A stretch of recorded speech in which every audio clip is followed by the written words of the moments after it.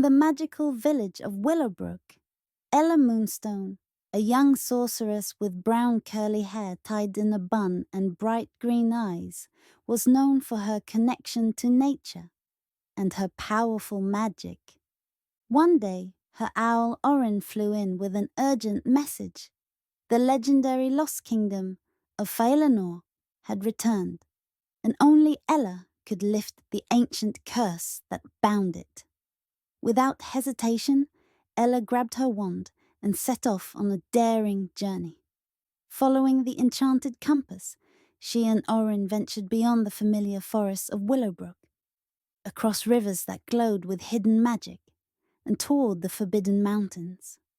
The mountains were dark and treacherous, filled with eerie shadows and whispers of forgotten magic.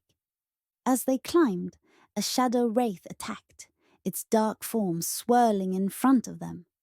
But Ella was prepared. With a flick of her wand, she called upon the magic of nature, wrapping the wraith in glowing vines until it disappeared. With Orin's guidance, they pressed forward, eventually reaching a massive golden door hidden at the mountain's peak. Ella placed the enchanted compass into a slot on the door, and it opened to reveal the Lost Kingdom of Faelanor. The once glorious kingdom was now silent, its golden towers shrouded in darkness. At the center stood the crystal tree, glowing faintly. Beneath it, the cursed king, King Eldric, waited, his form twisted by dark magic. "You cannot save Faelanor," the king growled. Raising her wand high, Ella called upon the power of light and nature.